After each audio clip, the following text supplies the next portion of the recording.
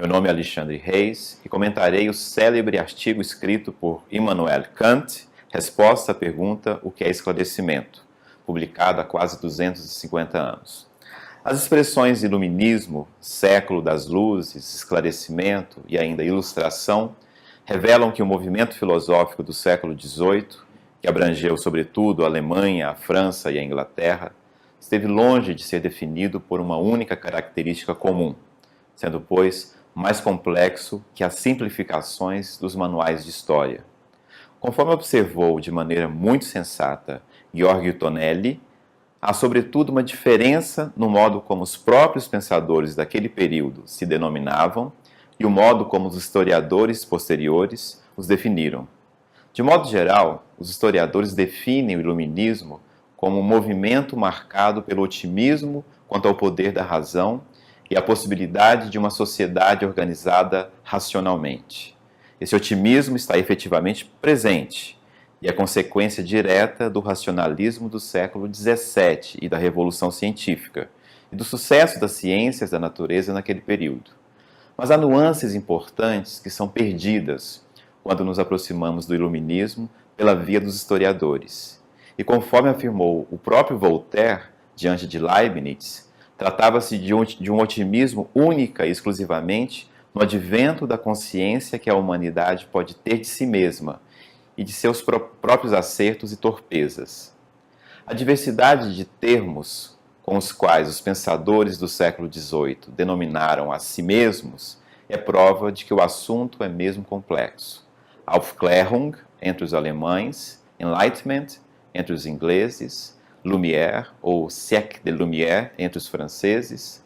Apesar de os termos iluminismo e ilustração serem os mais usados em nossa língua para caracterizar de forma geral as tendências intelectuais daquele século, iluminismo traduz de forma adequada o termo inglês, enlightenment, o termo esclarecimento traduz melhor o termo alemão. Ao falar sobre Kant, um pensador alemão, parece ser mais conveniente então usar o termo esclarecimento. Antes de analisar o próprio texto do Kant sobre o esclarecimento, vejamos como este ensaio surgiu, não dispensando, portanto, o senso histórico necessário a uma leitura crítica. Ao fim do ano de 1783, um jornal publicado na capital prussiana, Berlim, fez a pergunta sobre o seu próprio tempo: Was ist Aufklärung? Ou seja, o que é esclarecimento? Não demorou muito e um debate em torno desse conceito tomou conta das publicações alemãs. Um inventário sobre as publicações que se seguiram a essa pergunta nos revela que praticamente em todos os seus desdobramentos, o esclarecimento foi debatido e desenvolvido ao longo dos anos de 1780. A repercussão desse debate cobriu boa parte da Alemanha e da Europa nas décadas seguintes, muito embora não seja exagero afirmar que aquela década de 1780 tenha desenvolvido o tema em todos os campos possíveis, conforme fica claro à medida em que a leitura dos próprios textos comprova essa observação. Contudo, apesar dessa grande repercussão, apenas um ensaio que pretendia responder a essa pergunta ganharia séculos mais tarde uma publicação no Brasil, o ensaio de Immanuel Kant, intitulado Resposta à pergunta O que é esclarecimento? A partir da coletânea de publicações organizadas por James Smith, What is Enlightenment?, podemos perceber que a preocupação em definir e discutir o conceito de esclarecimento foi propriamente germânica. Assim, intelectuais como Immanuel Kant, Moses Mendelssohn, Johann Georg Hamann, Friedrich Heinrich Jacob e Christoph Martin Wieland, entre outros, escreveram suas respostas à questão publicada em 1783. Vejamos mais de perto como se deu a gênese do debate. No artigo publicado em 1783 pelo teólogo e educador Johann Friedrich Zollner, no Berlinische Monatsschrift, o tema discutido era a conveniência de cerimônias para casamentos civis, sem o rito religioso. Zollner observa que os casamentos muitas vezes costumam ser desnorteados, sem o devido esclarecimento, apesar de serem realizados, como ele próprio diz, sob o nome do esclarecimento nos corações e mentes dos homens. Feita essa observação, o teólogo pergunta em nota de rodapé, was ist Aufklärung? O que é esclarecimento?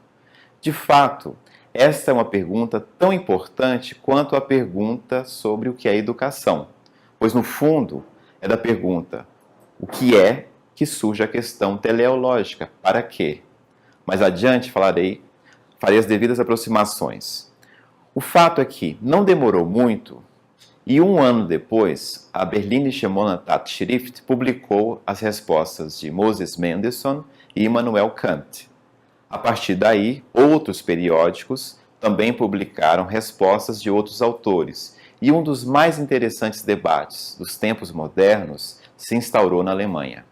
Conforme podemos verificar na leitura desses artigos, não houve, no entanto, muito esforço dos autores em deixar clara uma definição do conceito em disputa, tendo talvez o ensaio de Kant ganhado notoriedade por ter tido a coragem de responder diretamente e de maneira clara à pergunta levantada.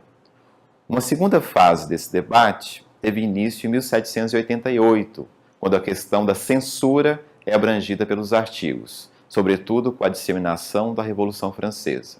Não vou aqui ocupar vocês com este debate, mas quem se interessar pode consultar o livro organizado por James Smith, What is the Enlightenment, ou pode me pedir alguma outra bibliografia que eu indico com prazer. A pergunta de Zollner, que gerou todo esse debate, o que é esclarecimento, não é uma pergunta sincera.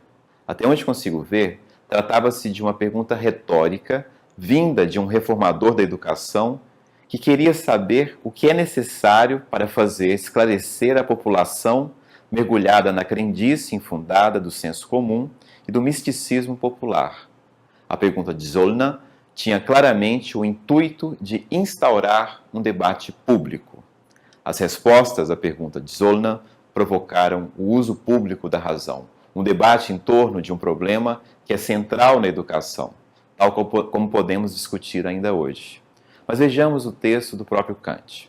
O artigo de Kant foi escrito em setembro de 1784 e publicado na edição de dezembro daquele mesmo ano nesse jornal científico, Berlinische Monatsschrift, e ocupava as páginas 481 e 494.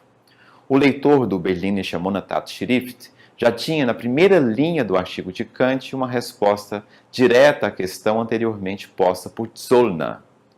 Eu vou pegar o livro e vou abrir na parte do texto do Kant. Então, na primeira linha do texto do Kant, ele diz: esclarecimento é a saída do homem de sua menoridade, pela qual ele próprio é responsável. A menoridade é a incapacidade de se servir de seu próprio entendimento sem a tutela de um outro. É a si próprio que se deve atribuir essa menoridade, uma vez que ela não resulta da falta de entendimento, mas da falta de resolução e de coragem necessárias para utilizar seu entendimento sem a tutela do outro. Sapere aude. Tenha coragem de te servir de teu próprio entendimento. Tal é a divisa do esclarecimento. A primeira linha do artigo traz, portanto, uma definição negativa. O esclarecimento não é a menoridade. Menoridade é imputada ao próprio menor, diz o texto, pois é provinda da falta de ânimo de emancipar o entendimento do governo de uma tutela. Desde que não haja uma deficiência cognitiva, todo homem pode aprender e fazer o uso privado e público de sua razão. O ponto inicial é, portanto, a resolução de se atrever a aprender, pois somente tal atrevimento pode conduzir o homem ao conhecimento, afastando-o da menoridade da qual é responsável, uma vez que ela é o resultado da covardia e da preguiça.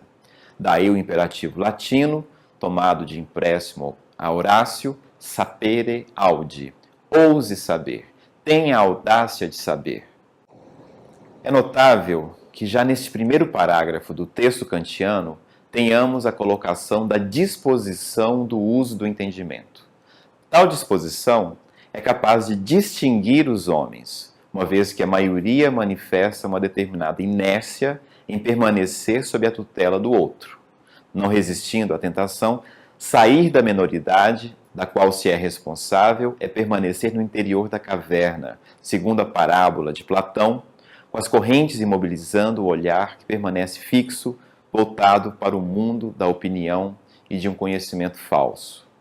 Essa comodidade que toma por completo o preguiçoso é alimentada pela reflexão encontrada em um livro, pela direção dada pelo diretor espiritual, pelo médico que decide pelo regime, pelo contabilista que toma conta de suas finanças. Daí a dificuldade de vencer essa comodidade. Se posso pagar, diz Kant, no segundo parágrafo, não preciso eu mesmo esforçar-me. Outros se encarregarão de minha aborrecida tarefa. Ainda pensando do ponto de vista do indivíduo, Kant arremata a questão. Preceitos e fórmulas, esses instrumentos mecânicos destinados ao uso racional, são através desse estado de menoridade que se perpetua. Assim, é difícil para todo homem, tomado individualmente, livrar-se dessa menoridade que se tornou uma espécie de segunda natureza. É interessante notar que Kant toma inicialmente a questão do ponto de vista do indivíduo. Temos aqui uma das características daquilo que se chamou modernidade. Se observarmos a tradição grega e a medieval, não encontraremos muito acerca da noção de indivíduo. Assim, Kant pode falar do uso privado da razão no trabalho cotidiano do indivíduo, responsabilizando-o por seus atos ou pela preguiça e pelas consequências de seus atos, pela sua menoridade. Na sequência, observemos que o artigo passa a abordar a questão do ponto de vista político, no sentido grego da vida, de vida política. É notável que aí a questão seja tratada com uma maior esperança, pois se para o indivíduo sozinho é absolutamente difícil alcançar o esclarecimento, para o público, o esclarecimento é algo possível e até mesmo inevitável, caso haja liberdade e debate público. Aí, diz Kant, aparecerão homens pensando por si mesmos, que rejeitaram o julgo da menoridade e que estão dispostos a difundir o espírito de uma apreciação razoável de seu próprio valor e a vocação de cada um de pensar por si mesmo. O esclarecimento é colocado por Kant, como também o é posto por Mendelssohn, como resultado inevitável da liberdade de fazer o uso público da razão. É esta questão que devemos cobrar, na atualidade, de nossos professores universitários, que muitas vezes encerram seu compromisso com a educação na relação privada, porque é dirigida a um pequeno número de pessoas, que tem com seus estudantes. O uso público da razão, a disputa pública em torno de um tema que necessita de esclarecimento, é um dos deveres mais bem circunscritos e delimitados na educação, ao menos tal como o encontramos na academia, nos tempos de Platão, ou no liceu, nos tempos de Aristóteles. É que, no fundo, a crítica é um dever civil, é ela quem define o cidadão. O uso público da razão é exigido nas instâncias em que os comitês de ética em pesquisa e os comitês de ética profissional operam aquilo que eu chamo de redução deontológica. Essa redução deontológica operou no sentido de forçar a própria disciplina de ética no interior da universidade a abandonar a história dessa disciplina. História essa que muitas vezes traz uma discussão dos assuntos que a bioética considera ter inovado. Voltando à questão do público, a responsabilidade que temos em tornar públicos os nossos conhecimentos é um compromisso e um dever com a própria ideia de progresso da ciência e dos saberes de modo geral. Embora tenha uma série de restrições a esse termo, progresso, penso que Kant em seu texto está pensando numa espécie de diálogo necessário que a época atual deve permitir acontecer com as futuras gerações. Assim, cabem aos homens ilustrados documentar o seu tempo e publicar as suas ideias e opiniões. Do mesmo modo, o texto de Kant, publicado em um jornal e não numa revista especializada em filosofia, é uma espécie de descrição do quadro de seu tempo. É um Kant que escreve para o grande público, para recuperar aquela condição dos diálogos de Platão que divulgavam a filosofia a um público não especializado. E é porque os homens escrevem sobre o seu tempo, sobre o tempo em que vivem, que podemos estabelecer um diálogo direto com eles, sem passar pelas mãos e olhos dos historiadores. É notável que todos os mananciais, de todos os mananciais dos quais os saberes podem brotar, Kant deu uma atenção especial à religião, pois explica ele que, em relação às ciências e às artes, os nossos soberanos não se interessam em desempenhar o papel de tutores de seus súditos. É que duas posturas precisam conviver bem, tanto no homem de religião quanto no próprio discurso religioso. Uma postura imanente, na qual é o homem de religião absolvido por sua crença, e uma postura crítica, não para examinar racionalmente o dogma da fé, mas para examinar do ponto de vista externo os próprios costumes sociais e políticos da religião. Assim, ao lado do trabalho interno da igreja, um padre ou um pastor, por exemplo, deve professar sem nenhuma coerção suas impressões intelectuais sobre a religião. Portanto, as virtudes intelectuais devem fluir livremente para além de todo o exercício de uma virtude religiosa. Para finalizar este breve comentário, resta notar que é do uso público da razão, da crítica levada a público, que uma nação amadurece em todos os seus sentidos. Com isso, deixo uma questão para debatermos a seguir. A ciência é promotora de esclarecimento? A ciência nos torna mais esclarecidos? E a tecnologia? Numa sociedade altamente tecnológica, temos mais esclarecimento sobre nós mesmos e sobre os objetos que nos cercam?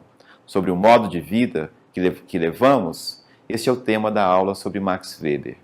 Vamos pensando essas questões. Até mais.